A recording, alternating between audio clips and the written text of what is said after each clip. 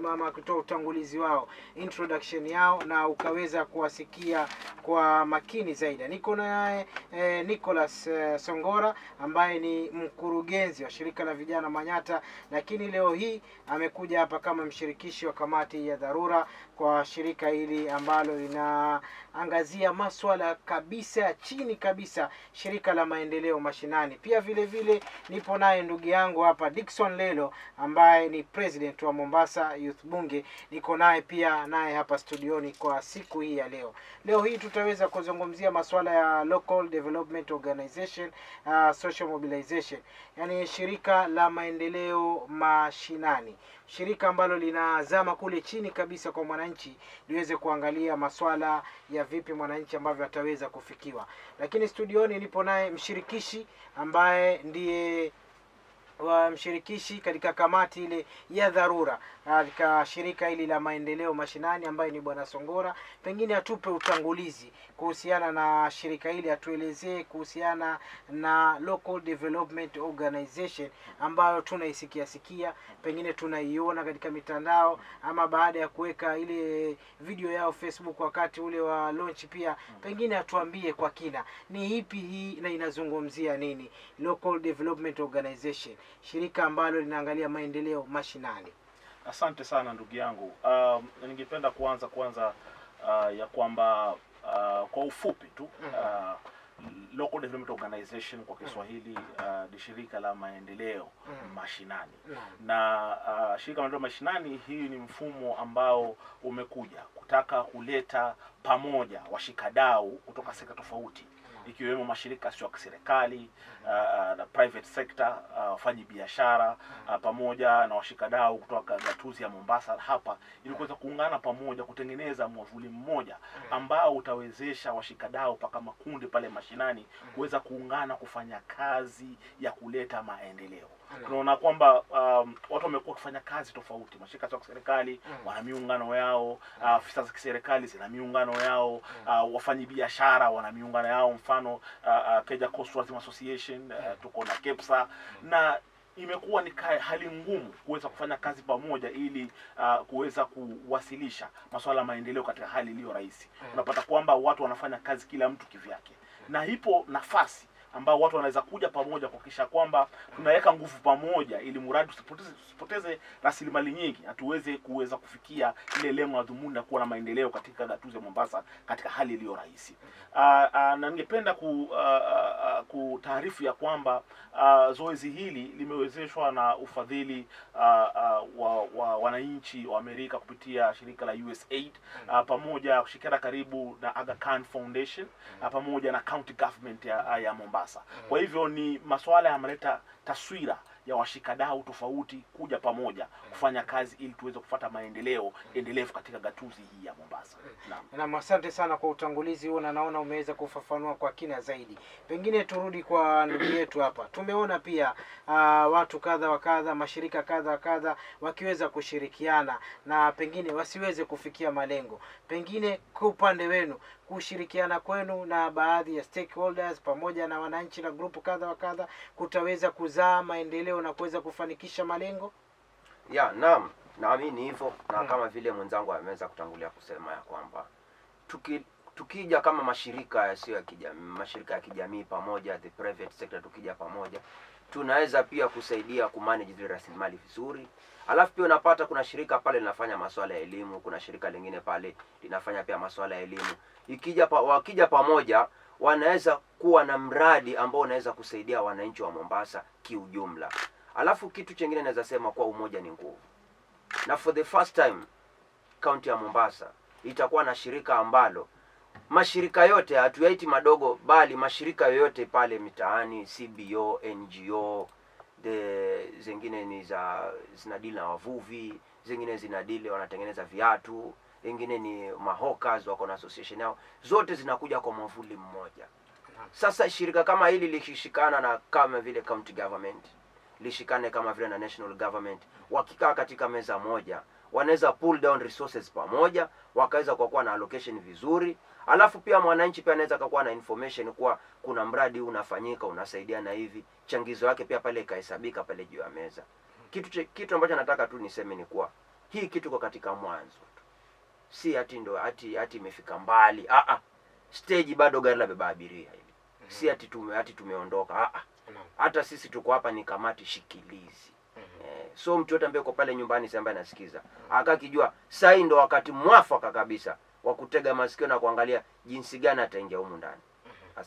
Asante sana ndugu yangu kwa ufafanuzi huo. Ndugu yangu Songora, umetoa maelezo mazuri sana kuhusiana na shirika hili la maendeleo mashinani. Pengine labda shirika hili la maendeleo mashinani kuna kitu ama ni vitu gani ambavyo vinapatikana ndani yake ambavyo ni vizuri kabisa vitaweza kumgusa mwananchi wa chini kabisa naye aweze kushawishika kuweza kuungana na hili shirika? Naam, asante sana.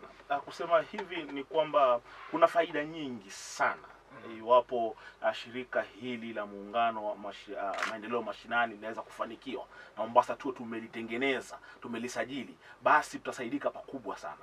Kwanza tunaona kwamba kumekuwa na changamoto ya masuala ya utengenezaji wa sera, ubadilishaji wa sera katika ngazi za kitaifa na hata ngazi za gatuzi ya Mombasa. Sera zipo lakini hazitekelezwi. Kuna sera ambazo zinataka mabadilisho, kuna sera ambazo zinafaa ziundwe mpya ambazo zinaweza kusaidia jamii kwa kabili. Unaona kwamba watu wakiwa watakuwa wameweza kuungana katika mwavuli mmoja, unapata kwamba mshikadau wa gatuzi ya Mombasa yuko pale, mshikadau wa private sector yuko pale, mshikadau mashirika ya serikali yuko pale.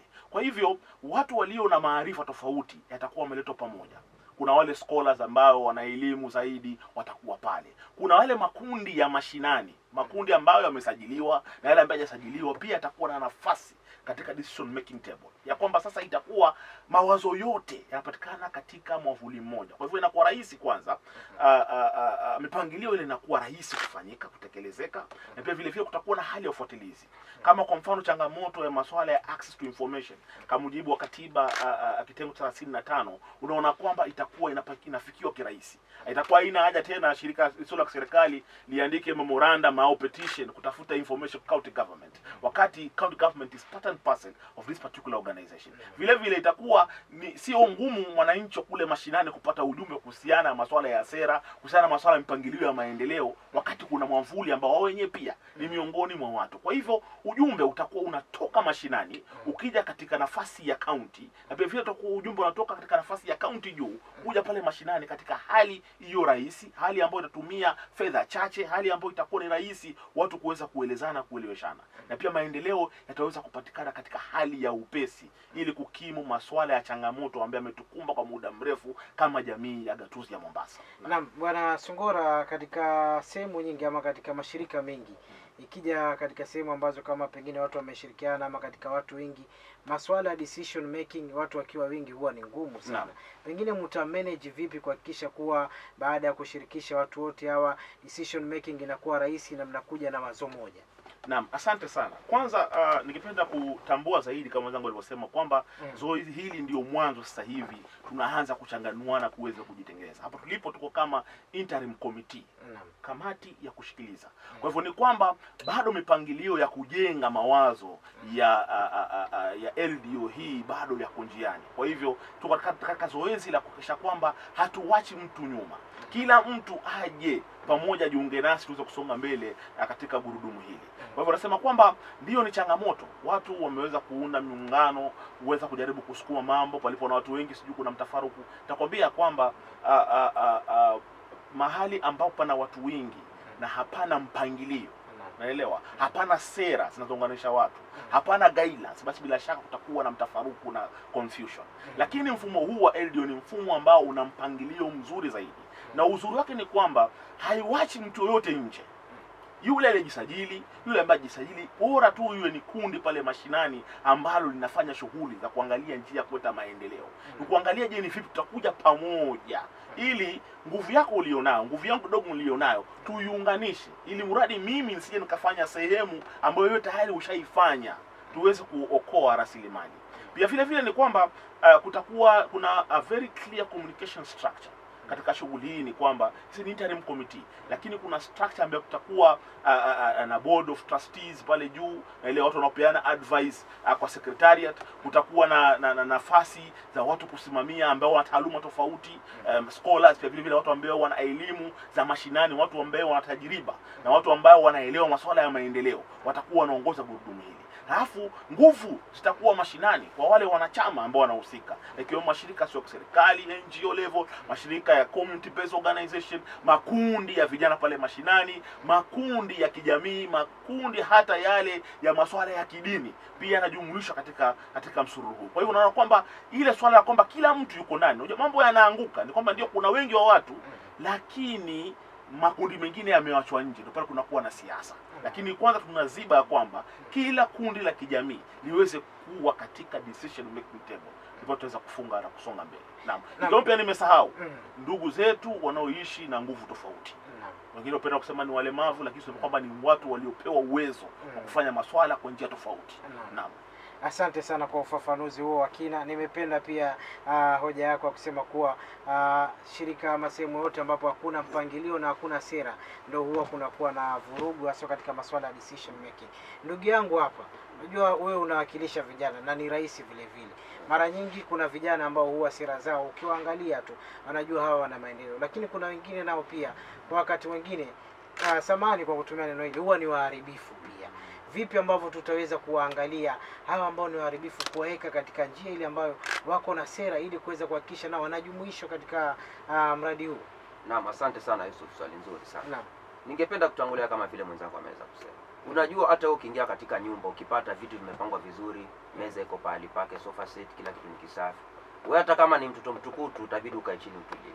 Lakini ukija mahali nyumba upate kuna anarchy, hakuna sheria, kuna mpangilio, lile fujo lako bila shaka basi pale litatawala. Lakini wewe kama una shirika lako la vijana pale mitaani, mkiweza kujoin katika hii LDO, wewe mwenyewe ukija upate zile structure ambazo ziko in place, kama kuna communication strategy, wewe kama ulikuwa umekuja na nia mbadala ambaye ni nia ya uharibifu, automatically utajipata wewe pale hauna mwenzako. Na it's obvious kuwa neither uta step out ama uta step up, wewe mwenyewe utabadilika uweze kushikana na wale malengo ya LDO. Alafu swala lingine naweza nikasema, hii LDO ni shirika ambalo halina kama vile nitasema interference ya politics, interference ya vugu kama hizo za vijana. Tunyo tunaelewa kuna vijana ambao ni wachache sana, na hata wanaamini hao wachache ambao wangetaka vurugu wakikalishwa chini vizuri wanaweza kubadilisha nia.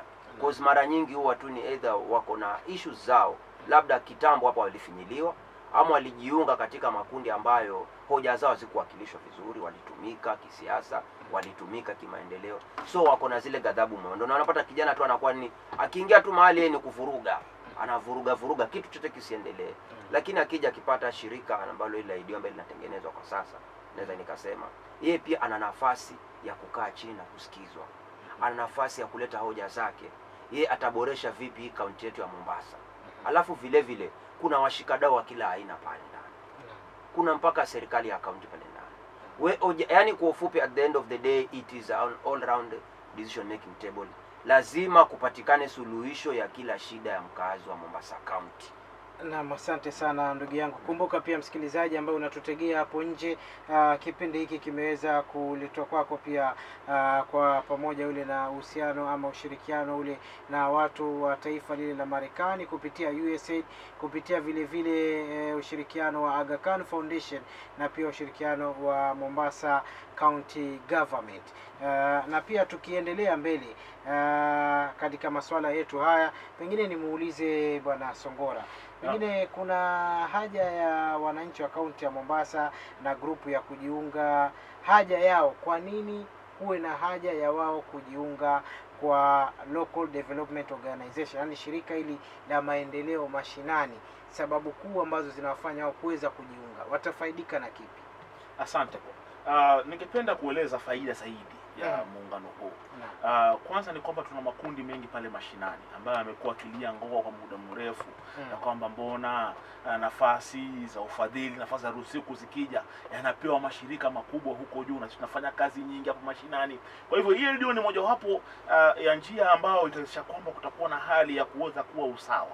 Masuala ya inclusion, hata ile makundi pale mashinani ambaye na kazi yao kidogo wanafanya. Ikiwa kutakuwa na uwezekano wa kuwa na rasilimali, pia wao waweze kufikiwa ili waweze kufanya kazi yao katika hali iliyo rahisi na kuweza kujaza katika masuala ya maendeleo katika Mombasa County kwa ujumla. Pia vile vile ni kwamba kuna masuala ya skill transfer. Naona kwamba tutakuwa na washikadau ambao wana elimu zaidi, kuna wale ambao wana mifumo zaidi, best practices ambazo makundi mengine kama mashinani yanaweza kukopi au kuchukua kuweza kufanya kazi maeneo pale. Unaona kwamba masuala ya networking kwamba watakuwa rahisi wanapata nafasi za kupata trainings pia kuweza kujikimu na kujijenga kama makundi pale mashinani. Hiyo ni pili. Tatu ni kwamba unaona kwamba katika mfano wafanyabiashara wa kibinafsi, the private sector, wamekuwa wakisaidia masuala ya maendeleo katika hali ambayo haijakuwa wazi na clear. Kwa tunapatia nafasi ya kwamba kupitia ELDO watakuwa na njia ya kuweza kusaidia kuweka ruzuku katika miradi ambayo imetathminiwa kuwa itaweza kufaidi wananchi katika njia iliyo rahisi. Kwa sababu ELDO hii pia itakuwa inaangalia masuala ya kufanya utafiti. Unajua kwamba utafiti ndo unaweza kusaidia ubunifu wa miradi ambayo itaweza kutatua matatizo ya jamii pale kiufasaha. Kwa hiyo unaona kwamba itakuwa nafasi ambayo LDO inafanya utafiti na ripoti hizi zitakuwa zinasaidia hata wale wawekezaji ambao ni members katika LDO kuweza kufanya maamuzi yaliyo sawa, kufanya miradi ambayo wataona matunda yake, sio tu kuwekeza pesa hapa ama pale inafanyika. Pia vile vile itakuwa tunawapatia njia rahisi ya kuweza kuangalia ni vipi pia wao wanaweza kuungana mashirika ya kiserikali, vipi wao wanaweza kuungana mashirika ya kiserikali ili kufanya miradi ambayo ina watu wote pamoja, miradi ambayo italeta ownership ya community. Community wanaweza kukubali miradi hii, waweze kuilinda, na hiyo miradi ambayo itakaa hapa endelevu kutatua mizozo ya wananchi. Kwa hivyo ni nafasi nyingi sana na faida nyingi sana ambazo LDO hii inaweza kuleta. Pia kabisa ni kwamba itakuwa ni nafasi pia ya kuweza kuangalia ni vipi tunaweza kutengeneza more partnerships. Unaona kwamba sasa hivi mashirika mingi, ufadhili mingi wa kigeni, pia masuala mingi ya kupatikana kwa resources, wanaangalia watu wanaofanya kazi kwa pamoja, wanaangalia multi-sectoral approach. Naam. Asante sana ndugu yangu, pole kwa kukatiza, lakini wacha tulipe madeni, tukirudi tuendelee na kipindi chetu inshallah. Naam. Point ambayo ilikuwa anaielezea, lakini niweze tu kukufahamisha wewe msikilizaji kuwa mahojiano hayo yanaletwa pia kwa ushirikiano na wananchi wale wa Amerika kupitia USAID, kupitia vile vile Aga Khan Foundation na pia kupitia udhamini ule wa Mombasa County Government. Msikilizaji, ndugu yangu Songora, pengine kupatie fursa tu ya kuweza kuendelea. Naam. Nafikiri kuchukua pale nilipoachia ni kwamba pia shirika hili la LDO tapeana nafasi na fursa ya wakazi wa Mombasa kwa ukubwa kabisa kuweza kushiriki katika kitu tunaicha responsible participation, ya kwamba waweze kujadili miradi endelevu, miradi long term ambao wangependa iweze kufanyika. Naona katika swala hili ni kwamba tutakuwa tunachangia pakubwa katika utengenezaji wa account integrated plans, mpangilio wa miaka 5, pia vile vile annual development plan, mpangilio wa mwaka, pia vile vile katika masuala ya utengenezaji wa bajeti katika sekta ama serikali ya gatuzi ya Mombasa. Vile vile pia kuangalia rasilimali katika kitaifa, kuja katika serikali kuu ni vipi zinaweza kufaa wananchi kwa ufasaha. Kwa hivyo naona kwamba atakuwa tunatangulia kama LDO kutathmini na kuongea na jamii pale mashinani ili kuja na miradi ambayo itaweza kufaa. Tunasema katika in the order of priority, miradi gani ambao ni ya dharura inahitaji kutekelezwa kwa wakati huo, na miradi gani ambayo ni inataka muda ili iweze kufanyika, long term development plan ambayo tungependa kuona Mombasa itakuwa inanawiri. Kwa hivyo ni jambo ambalo litaweza kusaidia pia kuimarisha katika sekta tofauti, ikiwemo sekta ya utalii, ikiwemo masuala ya kazi kwa vijana, ikiwemo masuala ya maendeleo ya kibiashara biashara katika ili kuweze kuwa mahali ambapo kutakuwa na amani na uwiano pia vile vile katika njia nyingine. Naam. Asante sana. Kwa masuala ya vijana wanalalamika mara nyingi huwa wanaachwa nyuma katika masuala ya maendeleo, sijui kuna ubaguzi. LDO imekuja kuwajumuisha kila mtu ikiwemo vijana. Wale vijana ambao wanakaa wakilalamika kuna ubaguzi, kuna maonevu, pengine unawaambiaje? Pengine mimi naweza ambia mara nyingi, unajua mimi husema kila siku, life is more practical. Huwezi pata kazi kama hujaenda interview. Pako ufanyishwe interview ndio bwana Yusuf aweze kupata kazi. Ni kweli? Sasa kama sasa tunapigia debe mambo ya LDO formation, sasa tunafanya social mobilization. Mashirika ya vijana pale mtaani yaweza akajoin LDO. Lakini bado utapata bado kuna baadhi ya makundi ya vijana wachache sana wanaweza spuzilia jambo kama hili. Unapata? Alafu baada ya muda, mwaka mmoja, miaka miwili, wanaona maendeleo pale mashinani, sasa mambo yameshika, kama wanasema tuliachwa nyuma. Mambo yamefanyika mara nyingi. Lakini wakati mlango uko wazi, watu waweze kujoin, watu bado, na hasa wa Afrika nafikiri tuko na tabia kuangalia kwanza, yani mkoko alike maua alafu ndio useme nije. Na mara nyingi unaweza pata mlango ushafungwa ama tayari gari limejaa na lishaondoka. So sasa inaweza sema ni kwamba ni wakati mwafaka sana wa shirika lolote pale hapa Mombasa County iliweza likajoin. Na pengine mtu, kwa mfano mimi niko na CBO kwa mfano. CBO yangu inaitwa A. Sasa inajiuliza nikiingia pale kwa LDO, je, mimi nitafaidika vipi? Kwa mfano kuna mashirika mengi pale ndani ya LDO. Ulo ni mwavuli tu. Ama ni kikapu cha maendeleo cha kuvutia pale resources kuweza kuingia pale ndani. Kuna mashirika mengine ya komuna. Kweli mashirika yatoshana. Kuna mashirika kuna uwezo mkubwa yana manage milioni 20, milioni 50 ya komuna kwenye LDO. Na kuna mashirika mengine hata 10,000 hajawahi kupata. Wao ni participants tu, naweza nikasema. Hii LDO inawapatia wao pia njia ya kuweza kupata pesa. Mgao ukikuja pale. Kwa mfano kama shirika kwa mfano kama vile shirika D limepata mgao kama vile wa milioni kama vile 5-2. Liko na haki na linatakikana lifanye kazi na yule shirika la pale chini. Kwa sababu gani? Kuna mikakati na kuna zile policy ambazo za LDO zinatengenezwa kwa hivi sasa ya kuhakikisha kuwa ili mradi mtu amefaidika pale ndani ya LDO lazima afanye kazi na ile mashirika kwa pale ndani. Leo hii shirika langu hawezi pata pesa kwa masuala ya kusaidia mambo na kupigana mambo na violent extremism.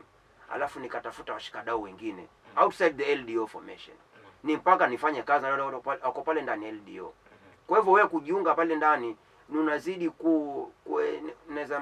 kufungua mbawa zako zaidi in terms of kama kweli ile shirika la vijana mlilianzisha na masuala ya vijana wafaidike, basi uwezi epuka ile jambo la LDO. Uwezi epuka kabisa. Na asante sana. Na pengine ni kina nani ambao wako mstari wa mbele kuhakikisha hii LDO inafanya kazi ama inadumu na inahakikisha kuwa inakuwa hai milele na milele? Kusema hapo ni kwamba pendekezo ambalo lilikuja ni kuwa hii LDO itakuwa registered as a trust.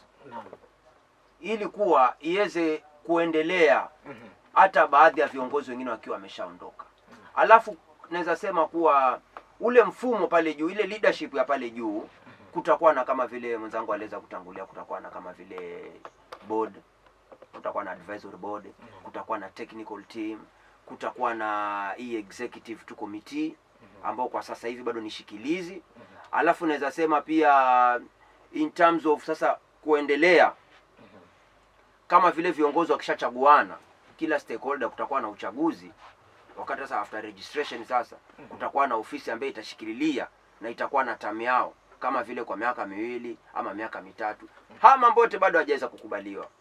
Bado hatujakubaliana kwa sababu kama nilivyosema ni kitu ambacho ndio kimeanza kwa hivi sasa. Hata sasa the next stage kuanzia wiki ijayo tunafanya social mobilization. Ni mashirika yanaitwa yaweze kujoin LDO. Sasa baada ya hapo sasa ule uongozi utaweza kupeleka ili swala la LDO mbele. Hata kufikia sasa bado jina la LDO halijaweza kujulikana. Maana tu watu 2-3 wezi amka asubuhi swala hili linahusu wananchi wote wa Mombasa ukakuja na jina lako. Ni vizuri kama ulivyosema decision making, watu waweze kuwa na sauti moja kuchagua jina hili ndo kuwe na ownership na inclusivity pale ndani. Na asante sana kwa ufafanuzi huo, na pengine kuhusiana na masuala ya social mobilization exercise Bwana Songora hapa, pengine utuelezee kwa kina zaidi ni inahusu nini na pengine lengo lake ni nini haswa hii social mobilization. Asante sana.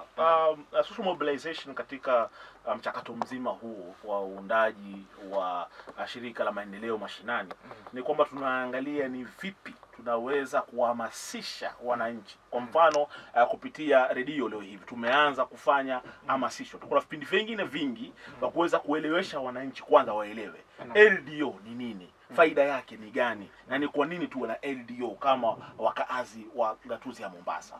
Pili ni kuhakikisha kwamba tunaweza kuwaeleza waelewe na wao pia wapate kuchukua jukumu la kuweza kujiunga, kwa sababu lengo ni kwamba hatutaki kuacha mtu yoyote nyuma. Tunasema kwamba tunaangalia washikadau wote, wakiwemo wafanye biashara, wale private sector, yakiwemo mashirika sio kiserikali, makundi ya kijamii pale mashinani, makundi ya vijana, makundi ya kina mama, pamoja na makundi ya walemavu, pamoja na makundi ya kidini pia waweze kujiunga katika mfumo huu. Kwa hiyo ni process ambayo tumeianza kuelimisha ili watu waweze kuelewa. Na pia vile vile kuanzia Jumatatu tarehe 3 tutakuwa tunafikia yale makundi. Unajua kwa sababu ya corona alikuwa tuna vikao hivi vya faragha ama vikao vya kuweza kukutana pale mashinani ana kwa ana, lakini kwa sababu ya changamoto hii ya corona imetubidi tuweze kutumia mitandao ya kidigitali. Kwa hivyo tutakuwa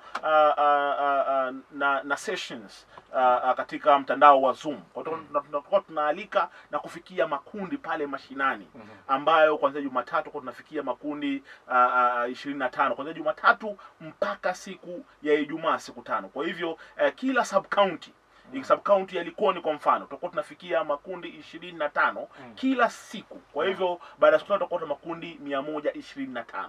Naelewa. Kwa hivyo tukokuwa na warsha za kuweza kuelimisha watu makundi ya Likoni, kwa makundi ya Kisauni, tutakuwa na makundi ya Nyali, makundi ya Changamwe na makundi pia vile vile ya Jomvu, bila kusahau makundi ya Mvita. Kwa hivyo tutakuwa licha kuwa na radio talk show, bado tutakuwa tunafikia makundi yenyewe walio na maswali waweze kuuliza, tuweze kufafanulia zaidi, waweze kuelewa. Alafu pia tunapatia fursa ya kuweza kujiandikisha. Tutakuwa na link hapo tunawapatia form ambayo ina maswali machache tu ya kueleza kundi lenu ni gani, uongozi ni nani kiongozi, tutapata vitu kwa kuwafikia ili watu waweze kujiunga.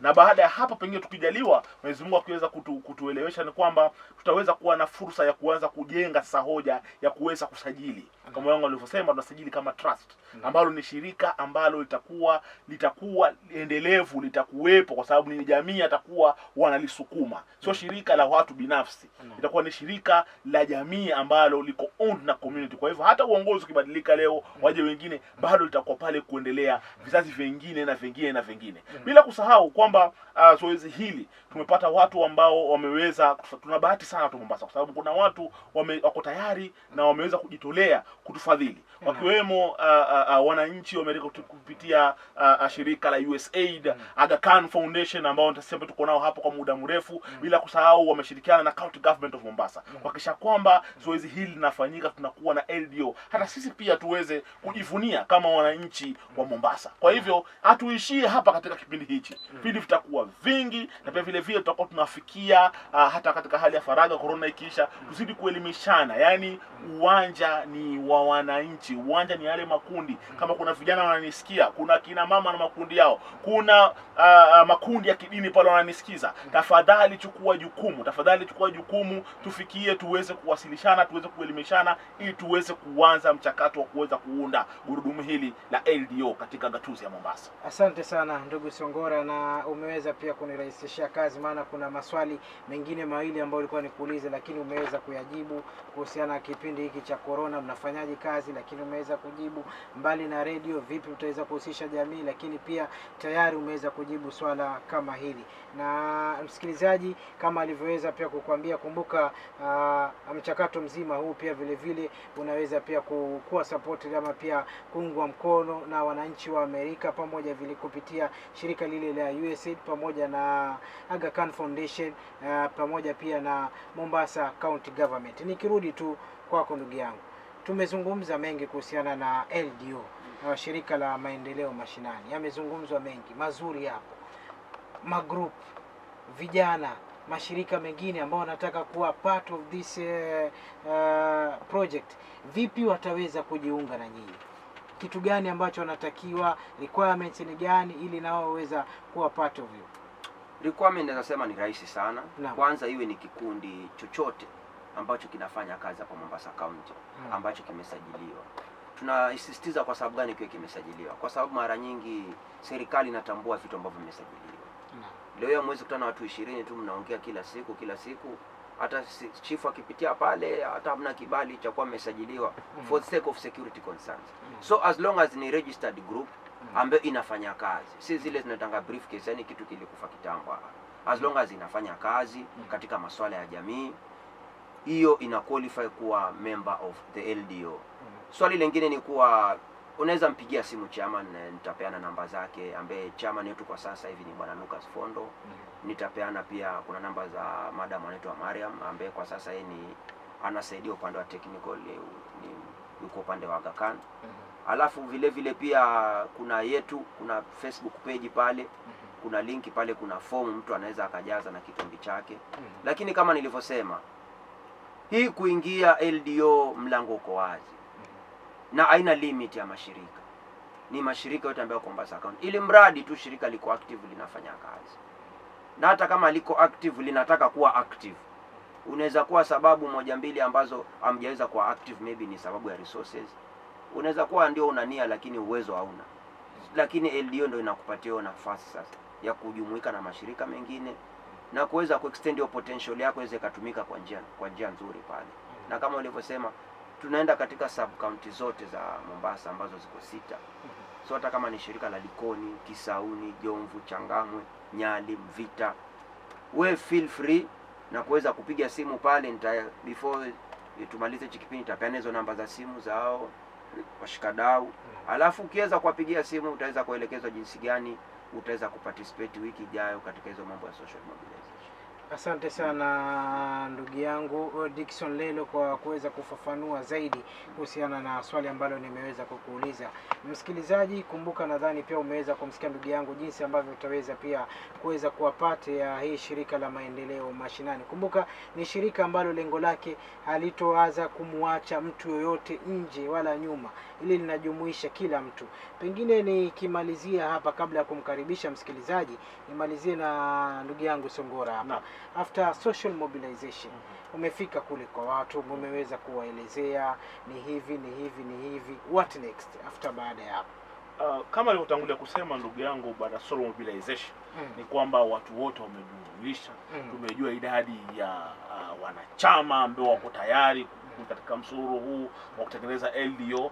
Mbele ni kwamba tutakuwa tumeangalia katika swala zima la kutengeneza uongozi na pia kuandikisha rasmi ama kusajili rasmi kundi la LDO, ili mradi liweze kutambulika na serikali, liweze kufuata sheria na kanuni zilizopo, ili kwamba liwe ni taasisi ambayo inaweza kufanya masuala katika hali ambayo inatakikana kisheria.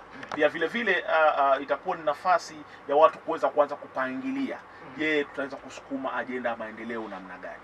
Unapata kutakuwa na muongozo. Kwa hivyo ni jambo ambalo litakuwa na communication channel ambayo iko sawa, inaeleweka. Itakuwa ni jambo ambalo tutakuwa tunatengeneza a strategic plan ya kuweza kuangalia, je, tutakuwa tunaangalia masuala gani kwa muda huo. Hivyo tutakuwa na mpangilio ya kila mwaka. Tutakuwa na utengenezaji masuala ya kufanya resource mobilization, unaelewa, kuweza kukusanya rasilimali.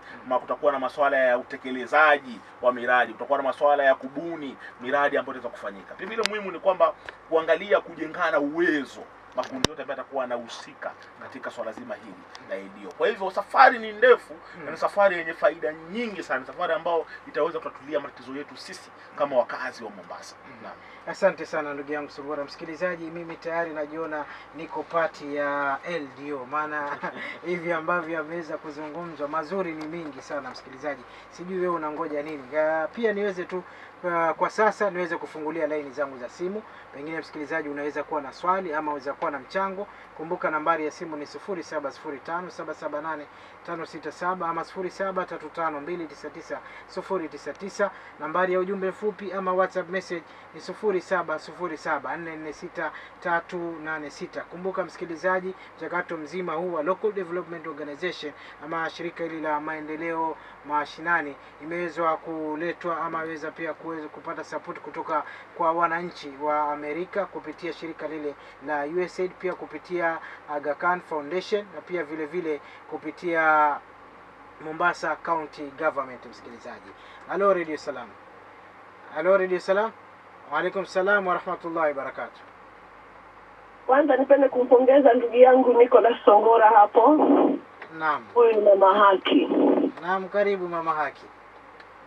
Naona mashirika yamekuja na njia moja ya kutuunganisha pamoja, ambayo ni njia ya sawa, maana kuna mashirika mengi ambayo yanafanya kitu kimoja lakini ile impact haijaweza kupatikana kwenye jamii. Kwa hiyo na niwaombe washirikishe mashirika yote ikiwezekana, na Mungu yu pamoja nao inshallah.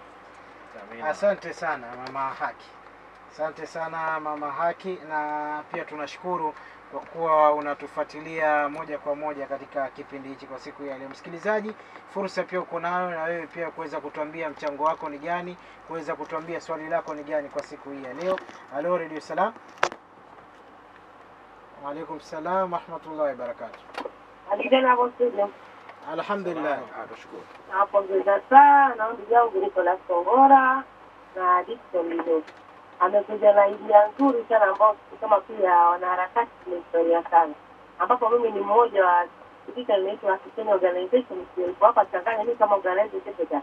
Tuko tayari kuungana na maendeleo mashinani ili tupate natija. Kwa hivyo tusubiri link. Tusubiri hiyo link tutatupa, tutaingia online, tutajua tutafanya nini na tupate way forward. Kwa sababu shirika kama letu pia lijapata mfadhili. We are very active, lakini sasa ile some of the resources za kushinda, kwa sababu pengine unataka kusaidia mtu na hakuna resources. Nafikiri sasa huo ni mwelekeo mzuri na mwelekeo mwema. Kwa hivyo mimi natoa pongezi. Alafu kidogo natoa kushukuru kwa ndugu yangu Dickson. Naam. Anasema wewe kupata kazi mpaka kufanya interview. Namwambia Dickson hiyo ni urongo bila kataa. Kuna mtu alipewa kazi akiwa nyumbani, akaja akaichapa kote huko, akapewa kazi direct akiwa huko. Akija kuja na barua yake na kaingia kazini direct kunini kufanya kazi na kufanya interview kufanya lolote bila kujuana. Asante. Ile tena kujibana macho. Utaweza kujiunga na pango mzima wa Local Development Organization ambapo utaweza kujiunga. Kumbuka ni mchakato wa shirika la maendeleo mashinani ambao unapanga kuweza kumjumuisha kila mtu katika kaunti ya Mombasa. Halo Radio Salam. Halo, asalamu alaykum. Wa alaikum salam wa rahmatullahi wa barakatuh. Nazungumza na Woman Rep Section Kituo Mombasa County. Naam. Ile. Karibu. Jambo.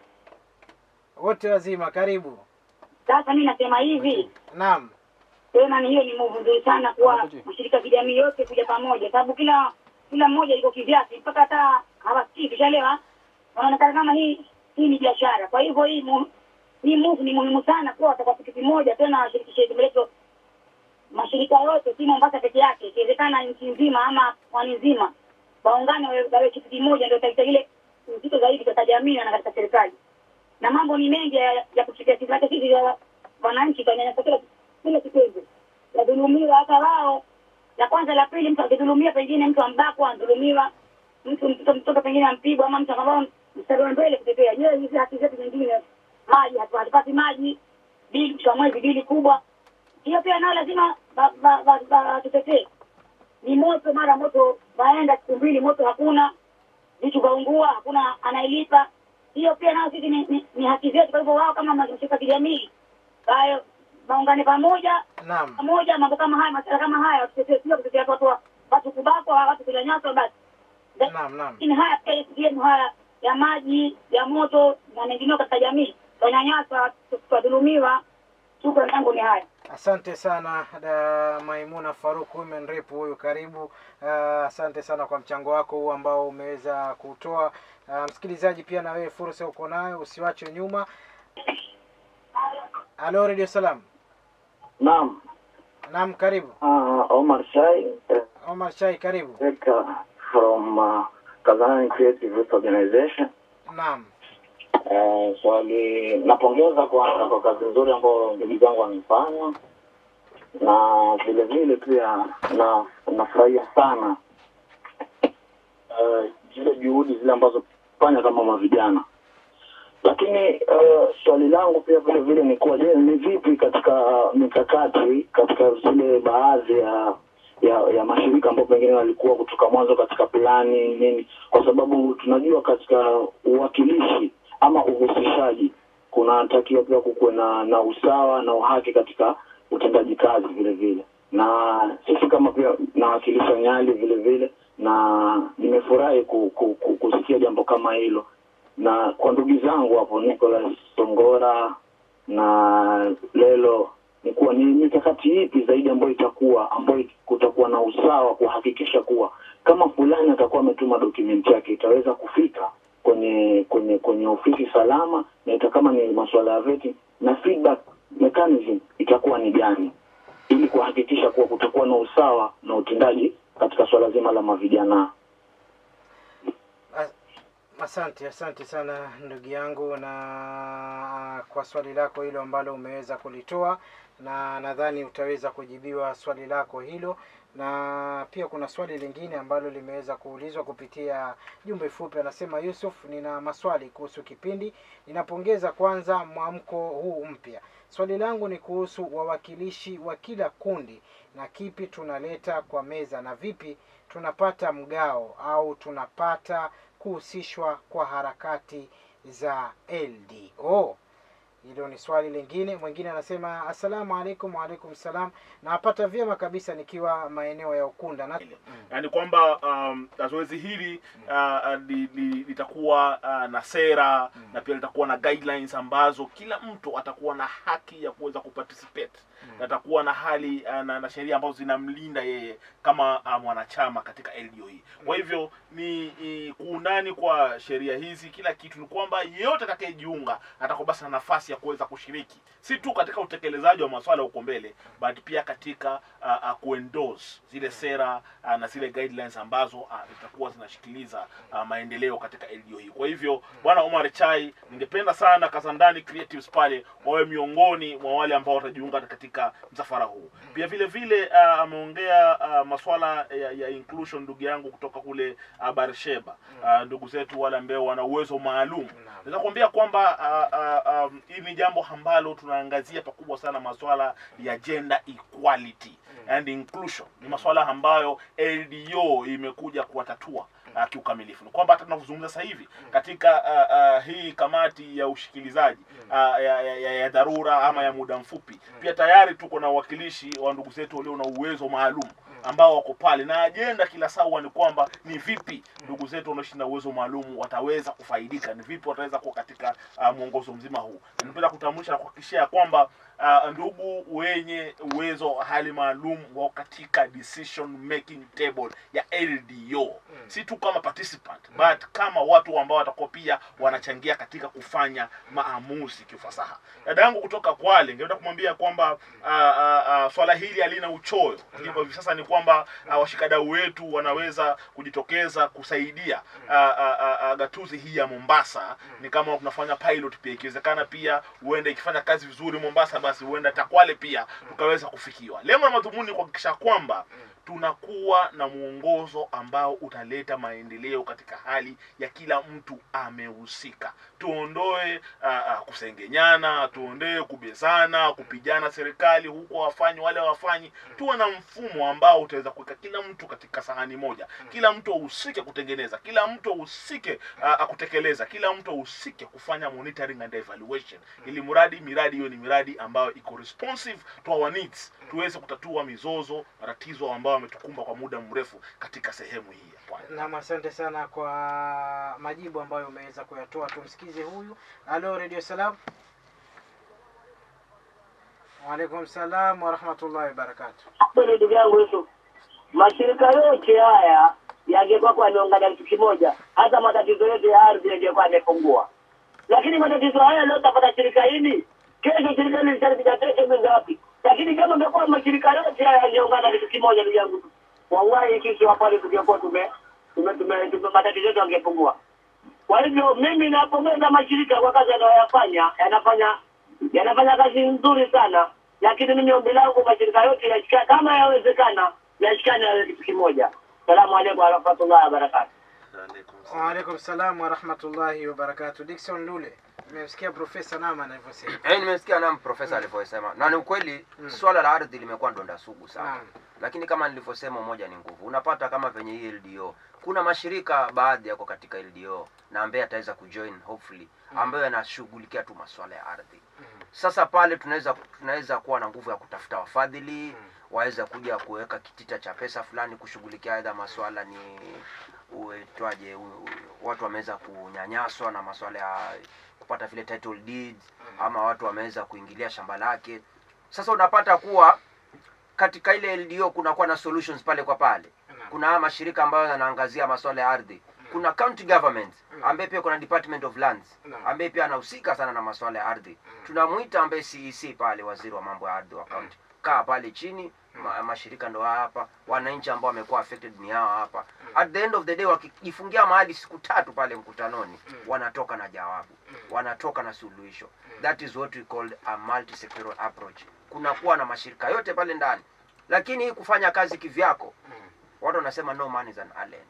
Sasa unapata shirika moja linafanya masuala ya ardhi peke yake, linaenda linagonga mwamba kule, because at the end of the day lazima utahitaji serikali pale ndani. Ndio maana LDO pia haikuacha county government nyuma. County government wako ndani pale kuweza kutatua masuala 1 2 3. Asante sana. Kupitia ukurasa wa Facebook, Alan Wangulu anasema awesome show, development needs a multi-sectoral approach. It's not about a single entity. Local development organization is a great ideas of it can easily focus on development priorities for a mashinani perspective, focusing on what people really want. Their priorities are selected and dealt with according to how they are. Kwa uwezo wa Mwenyezi Mungu, LDO hii inapoanza safari inaenda kupunguza kwa hali kuleta matumaini kwa wananchi, kwamba watu huja na vurugo, watu wabebwa kisiasa kwa sababu hakuna mwelekeo, hawajapata maendeleo kwa muda mrefu, wala hawana imani kwa maendeleo yatakuja. Lakini kuwepo kwa daraja hili ama katika ameli hii ya LDO, basi huenda tukaanza kupeana matumaini kwa wananchi, na uhakika kwamba kwa wakati huo tutakuwa tumeweza katika hali inaofaa kusha makundi pale mashinani yatakuwa wataweza kuchangia pakubwa katika masuala ya kuweka amani na uwiano, pia kuzungumziana ili waweze kutulia. Mwisho ningependa kupeana shukrani za dhati kwa idhaa ya Radio Salam kwa kuweza